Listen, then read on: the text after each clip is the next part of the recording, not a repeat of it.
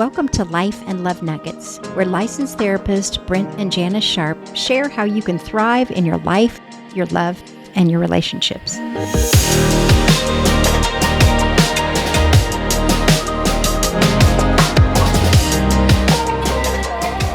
Hello, friends. Welcome back to Life and Love Nuggets. We're glad that you've joined us again. We've been talking about this series on how do you care for your marriage? How do you feed our marriage well? We find that most marriages are dealing with some malnutrition. The marriage is not being fed well.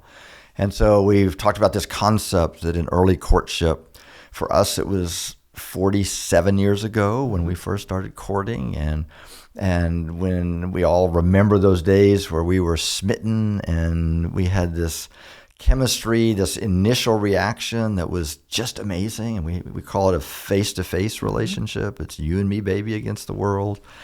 And feels really wonderful. You know, again, we call it the unoffendable zone. And so we've been talking about the idea that we all get about 18 months of this, and then we kind of turn side to side, and now we've got jobs and got to pay bills and cut the grass, and we start having children, and it slowly causes us to move apart, and we have more of a side-to-side relationship, and we can slowly disconnect. Yeah. We don't even know we're doing this. It just happens, just by the demands of life.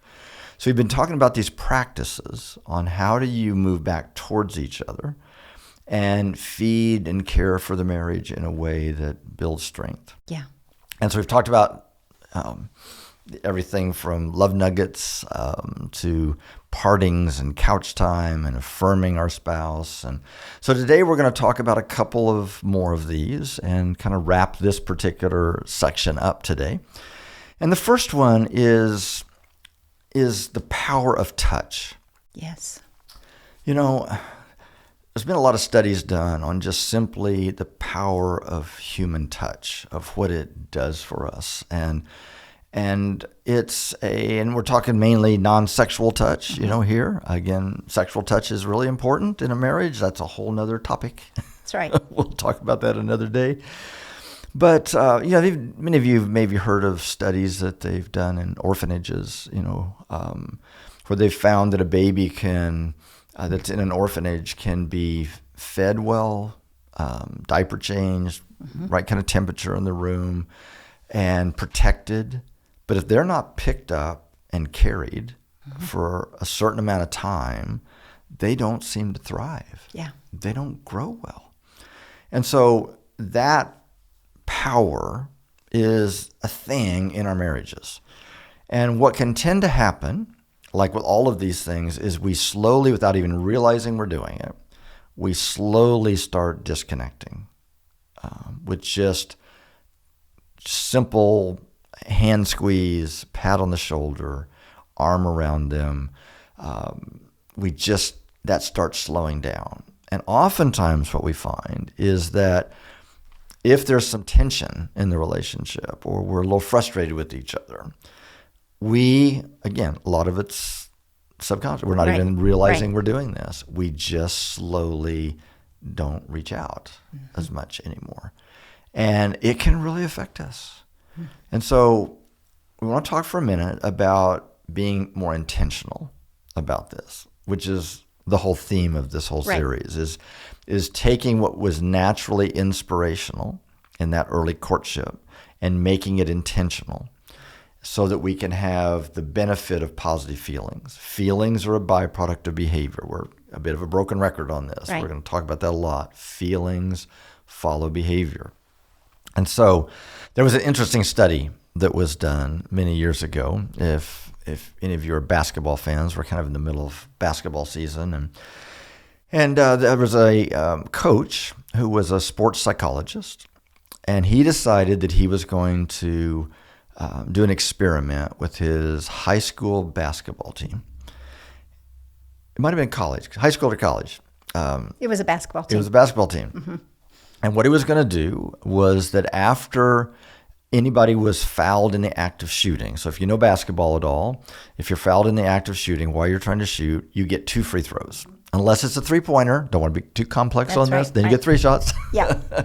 But after the first shot, all the other 4 players were going to come to the free throw line and just slap hands. You know what they do in basketball. I'm just patting you on the rear, slapping hands, high-fiving you or whatever. And he was going to do this for a year. And he was going to test the correlation between their teamwork, their locker room relationships, and their off-court friendships. Those were the 3 factors that he was going to study. It went for a year, and oh my gosh, the results were amazing. Off the charts. Their teamwork went way up. Their locker room relationships were better. Off-court friendships were better. Now, if you're a basketball person, obviously somebody got a hold of this study because everybody does this now. Yep. At all levels, boys, girls. Even the little tiny ones. After that free throw, all the other 4 players go to the free throw line and they all slap hands. And it is not saying good shot, which I think is so fascinating. They do it even if they miss it. Yeah. They're basically saying, I'm with you. We're in this together. Come on, team. Let's do this. They're saying all kind of stuff without saying it. Right. Just by physical touch. And what we find in our marriages is that we oftentimes withhold affection because I feel like you missed the free throw. Is you did something or didn't do something that bothered me. So instead of walking down the hallway, passing you and just touching you, or instead of giving you a hug in the morning or whatever, I just don't. I just walk around you. And it speaks volumes. And then it can become a habit. Absolutely. And so we slide into this old married people habit where we don't touch. I mean, oftentimes what I'll ask couples that I'm working with is, so when you watch TV together, how do you sit? Yeah. And usually they look at me very blankly. And then they say, well, he sits in his chair and I usually sit on the couch. And I'm like, why don't you try sitting next to each other? Which goes back to what we see in counseling with pre-marriage couples as opposed to marriage counseling. Yeah. I think you've said before, marriage counselor has to have 2 couches. Yes. So the couple can sit as far apart from each other as they can. Right. And pre-marriage couples basically need a big chair, if that, because they have their legs over each other. And all warm and snuggly, yes. We do that when we're dating. We touch each other. We snuggle. Yeah. We hold hands. And then when something happens, we quit doing that. And then it becomes habit and we don't realize what we've given up. Yeah. It will affect us. It does. Those behaviors, whether we're touching or not, will have an effect. It'll change the behavior or the feelings, positive or negative. Now, always have to say we're not trying to overwhelm anybody. Right. We know that there are some people that are just more touchy Yes. than others. Okay, when we talk about love languages, there are some people that physical touch is a big thing for them, and some it's not so much. And so we're not trying to overwhelm anybody. You know your partner. You know what is appropriate for them. As parents, we realize that there's 3 categories. You want to talk about those categories? Yes, we found that there's 3 categories among our 4 children. There are N's, NS's, and SS's. An N is a non-snuggler. NS, yeah. So, yes, NS is a non-snuggler. A non-snuggler is, I want you to hold your distance. So our daughter, one of our daughters, when she was like, 5 or something, she was like, Dad, you may kiss me right here on the forehead, and that's all. She didn't like big hugs. Now, as an adult, she's more snuggly, but then she was an NS. Yeah, and I had to respect that. Yes, and then there's S's. S's like to snuggle. They don't want to be overwhelmed, but they like to snuggle. Snugglers, yeah, they just like to be close. SS's are super snugglers. Yes. And those are the ones that you kind of find yourself peeling them off of you. We have one son that's a super snuggler, and even to this day, many times he'll walk in the house and pick his sisters up and throw them over his shoulder, and that kind of thing. So we know that people are different, and you need to know, do you have an NS, an SS, or a an S? S? Yeah. Yes. Yeah, and so be respectful of each other. Yes. We don't want anybody to overwhelm each other.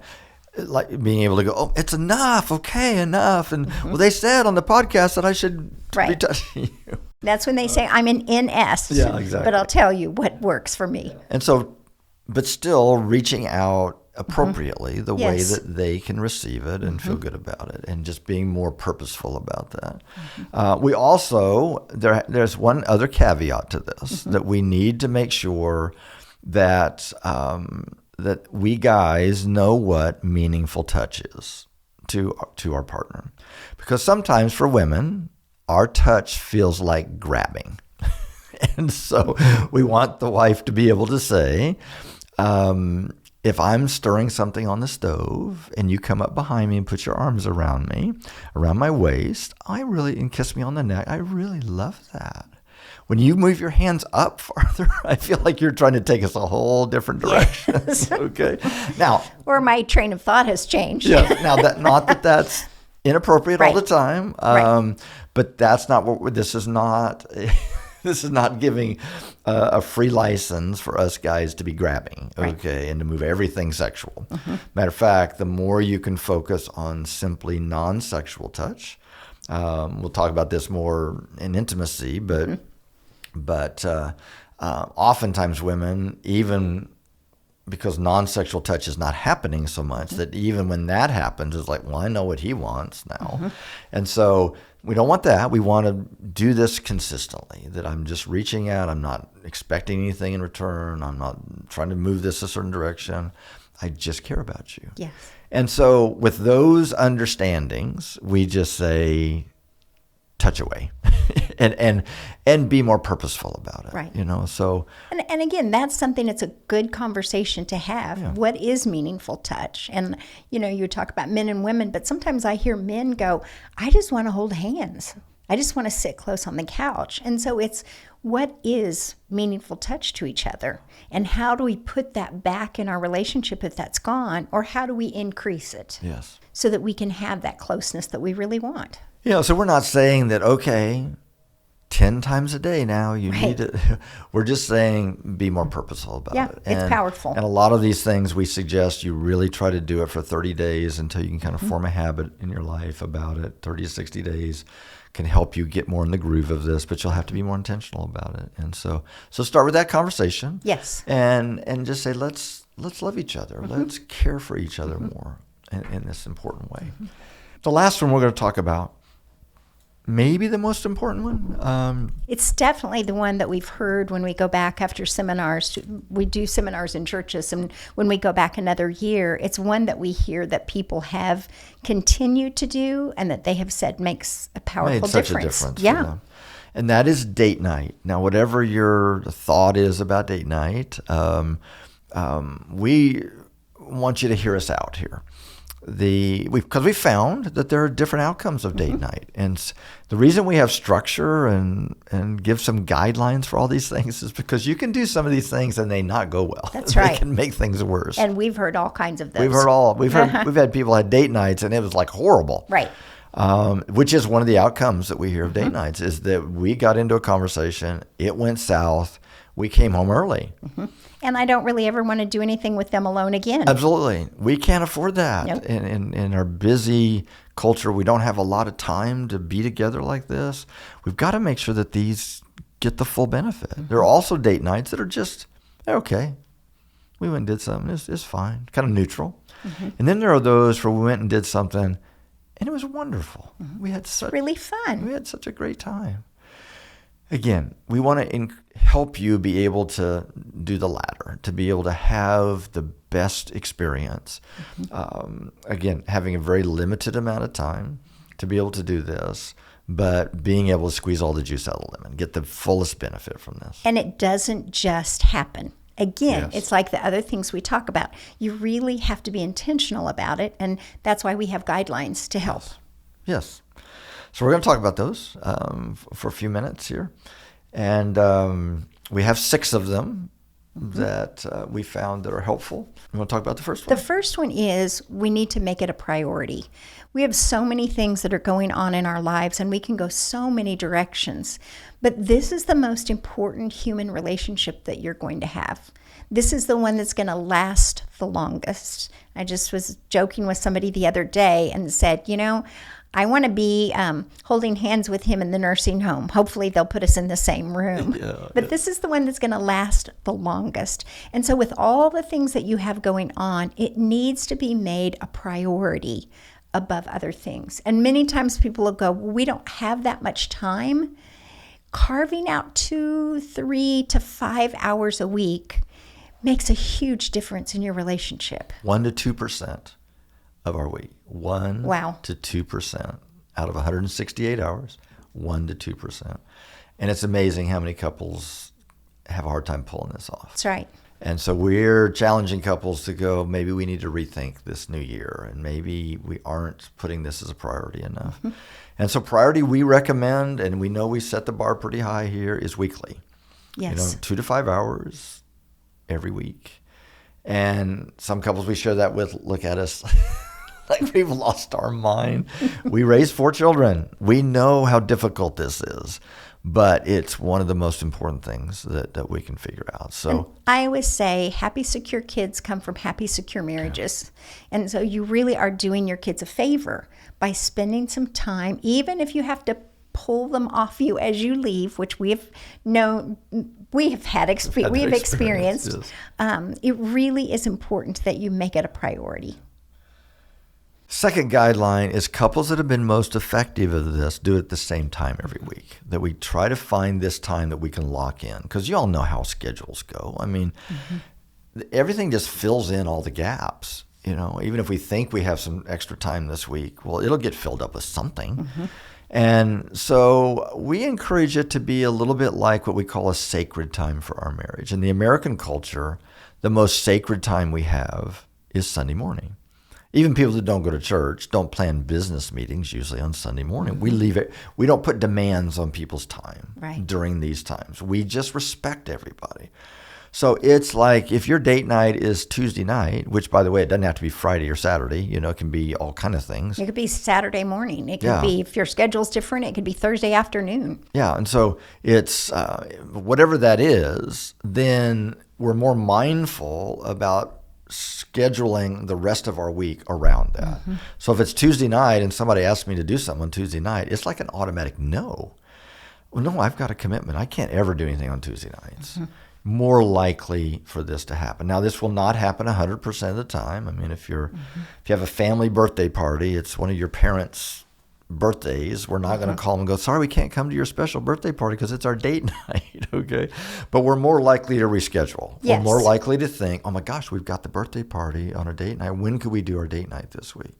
I have some couples that say, well, gosh, our schedule is just so busy that it changes so much. We're going to have to sit down every week and decide when we're going to do it. I ask them, maybe 2 months later, how's the date night going? We haven't quite got into it yet because this happened and then we got busy with this and this.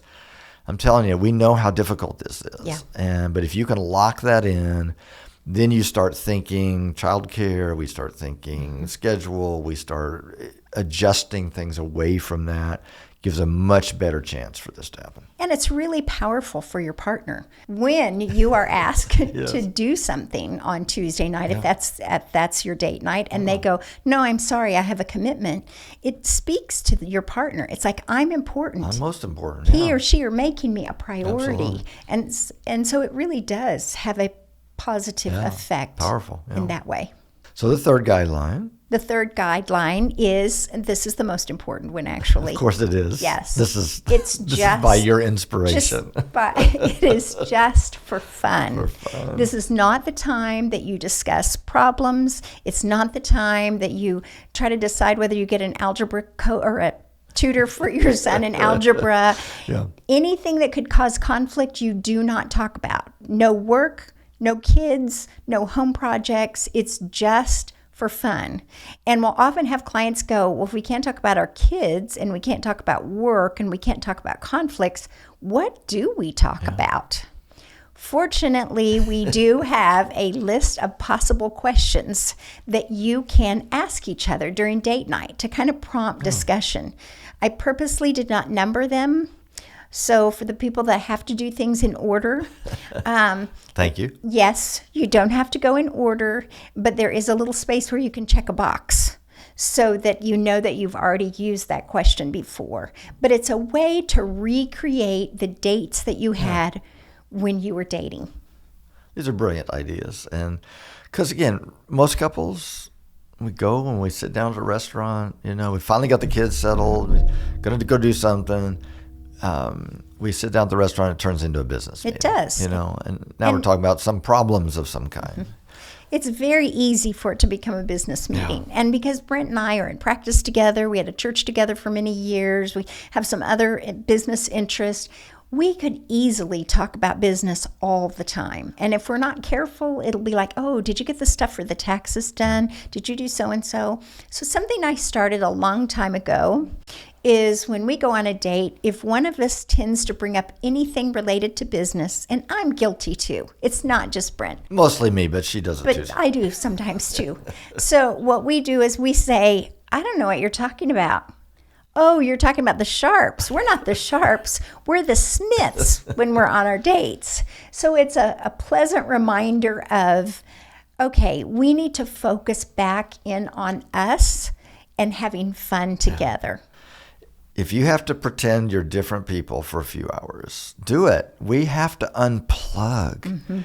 As otherwise, we just are grown-up problem solvers, or we're co-parents, or we're co-business partners. That's where most marriages tend to drift to. Yes. Because of the demands of those things. Again, we don't sit and think about that, after the honeymoon, go, okay, well, fun time's over. Let's get serious. And let's be boring old people. Yeah. But just the demands of children and business and homes and all those kind of things just pull us those directions. And so we have to be intentional about boyfriend, girlfriend, right? And creating that kind of an experience. And those questions that you came up with, awesome, that just get us thinking about something different. I have some couples that decide they want to read a book together, some kind of an important book or a fiction book. It doesn't matter. And they both read a chapter each week and they talk about it on their date. I mean, you can talk about current events, you can talk about that kind of stuff, but we have to keep it light and fun, and we have to unplug. And I think as a culture, sometimes we devalue fun. Oh my gosh. We think as grown-ups, we're not supposed to do fun, or you do all your work and then you have fun, which in real life, you don't get all your work done. Absolutely. There's always something to do. And so I think we've devalued that. And I think about, the book by Julia Cameron, The Artist Way. She encourages individuals to have individual dates. She calls them artist dates. It's really a book on encouraging creativity. Yeah. But she encourages people to just schedule time to do something fun, whether it's going to an art museum or looking at flowers or going and just doing something fun to get away from life. So who better to do something with than your spouse? Yeah.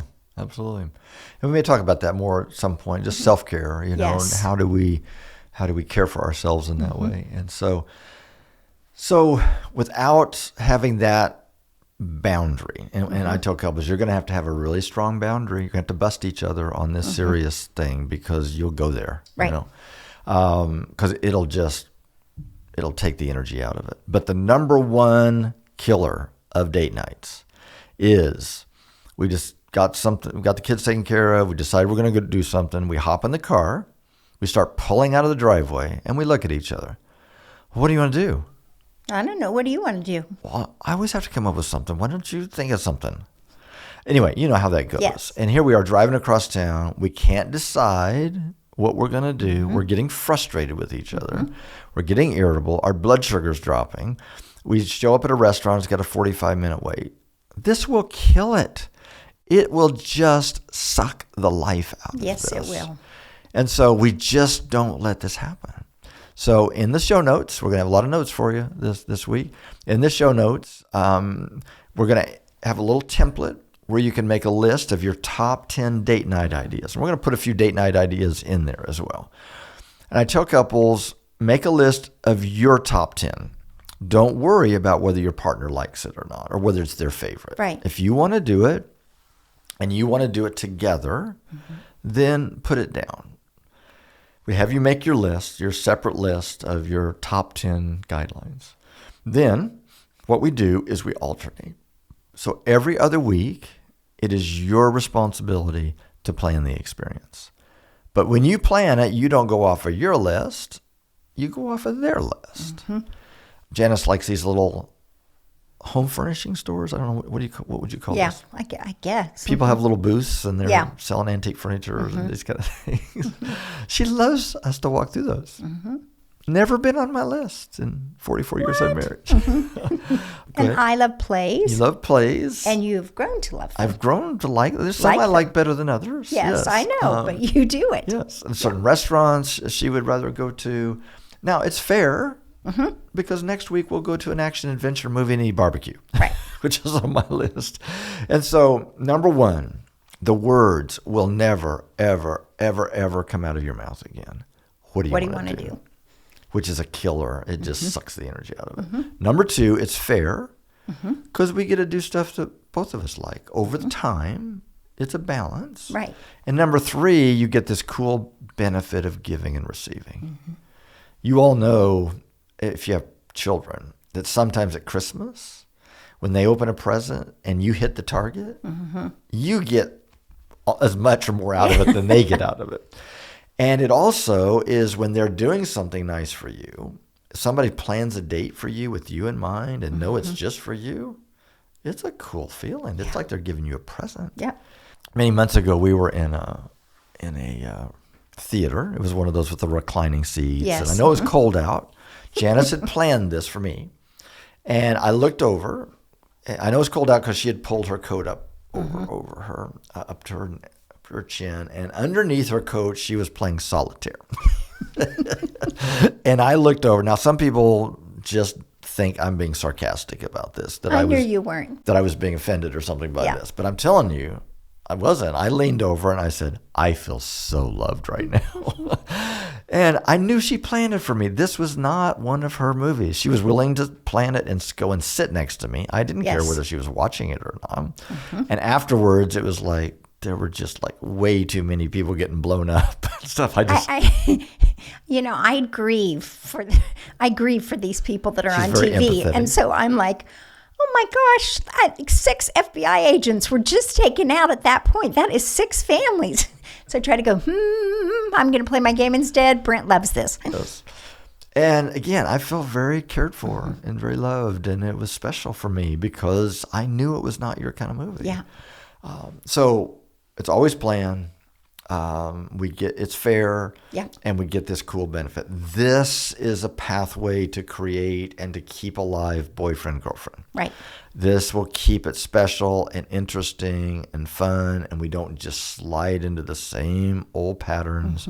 Now, it doesn't mean that you don't do some same things periodically. I have some couples that say, we have our favorite restaurants and everybody knows us. And I go, well, we know that. We're empty nesters. Right. We do that too. We go into some restaurants now and they just start our order. And so, but that's not a date night. Right. And so those are all fine, but this is just for the two of you. Yeah. And so work on your list, exchange those. And if you can get into this choosing, it'll make a big difference. Yes. And it is just for the two of us. Yes. It's not, we want you to spend time with your friends. We want you to spend time with your kids, but really is that time for just the two of us. When we were dating, we double date some, but gosh, that time when it was just the two of us was the most special. So go ahead and plan that time for you. And again, don't feel selfish about it because it's helping to build your marriage. One of the best things that has happened to us in the last few years is we have a couple of kids that live out of town, and they'll come in town for the holidays, and they will say, which is so sweet, they will go, hey, would you mind watching the kids tonight? Or the one without kids will go, hey, this is our normal date night. Are you okay if we don't do this with you guys tonight and we go on our date night? It does my heart so much good that my children, all 4 of our children, are consistent about having date nights. And it keeps that relationship alive and it keeps things positive. Yeah. And so, again, we like to do stuff with other couples. Great. This is no other couples, no kids. Right. When we raised 4 kids, we always had a little family night on another night, and we let a different child pick out a little video that we'd watch and pop popcorn and stuff. Not a date night. Right. For some couples, the closest thing they get to date night is sitting in the stands watching their kids play sport. Right. This is not a date night. No. Okay. And so create something special in these moments. And so just for the two of you, and then the final guideline that we recommend is just agree on a budget for this. We just don't want this to ever turn into a conflict. We don't want somebody planning some extravagant evening, even to bless the other person, where we rent a limousine and we get front row tickets at the NBA game or something, and the other one's sitting there all night going, I can't believe we're spending this much money doing this. We don't want this to ever turn into a conflict. Right. And so just agree on what's a reasonable budget, and divide that by 4, in a month, and divide that by 4, and just try to stay within that, just so it doesn't turn into a conflict. We've seen some couples plan date nights that cost like nothing, right.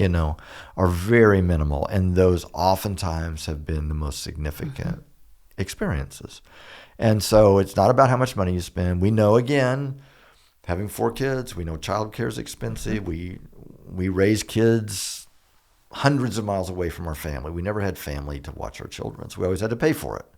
We know that can be expensive, but it can be one of the most significant investments that you can make. And you're going to have to figure out, problem solve a bit on how to do this. I tell couples, I know all the things that are going to come to your mind on why you can't do this. I have an answer for every one of them. There's a way through this. There's a way to barter with another couple, and you watch their kids on one night, they watch their kids on another night. A way to make it happen. We've seen churches have date night, right. Monthly or every other week date nights where they watch the kids at the church and the couples get to go out. And so with some creativity, some thought, this can happen.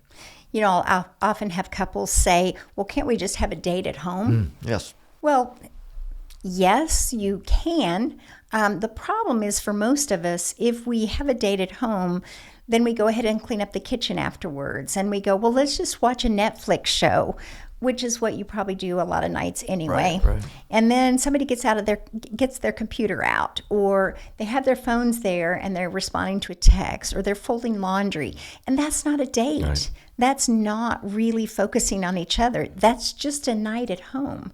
But we do have a few clients, I have a few clients that will make it a special night where they get the kids in bed and then they plan some kind of dinner that's a special dinner that they do on the back patio. And then they just sit there and talk for the evening, or they pick a special show to watch and they don't do anything else. But we encourage you to not do that every time. Please get out of the house. It's good for you to get out and do some things that are different. But that is an option to alternate in with your dates. Yeah, just have a plan still. Right. Just make sure that whoever's week it is planning that whole experience. Yes. Because a special little video, a special meal, and a little campfire in the backyard or something Right. like that could be a special time from time to time. And so put the energy into it. And so we encourage you to make your list. Talk about together when's the most likely time we could do this. Yes. Whoever's the planner, we encourage is the one that's got to be thinking about the schedule. So if I'm the planner this week and I know we've got a conflict, then I've got to get ahead of that. I've got to be the one that says, oh my gosh, we've got a conflict on this day, and can we move it to this day? Also talk about surprises, whether you like surprises or not. I do, Brent. I know you do. Okay, just want to Janice, make that clear. now she's a woman. She wants to know what time to be ready and what to wear. But she kind of doesn't want to know what we're doing. She kind of, driving across town and we pull in someplace and it's special. Kind of likes that feeling. Now, some people don't like that. Some people like to be told at the beginning of the week, this is what I've got in mind. Fine. Just whatever works for you. Yeah. Now, these aren't Brent and Janis rules, but these are guidelines that we've put together over the years, kind of hearing feedback from couples that can create pretty amazing experiences. And the final thing we recommend is I encourage couples to get a literal calendar, a physical calendar for 60 days and plot your names on it.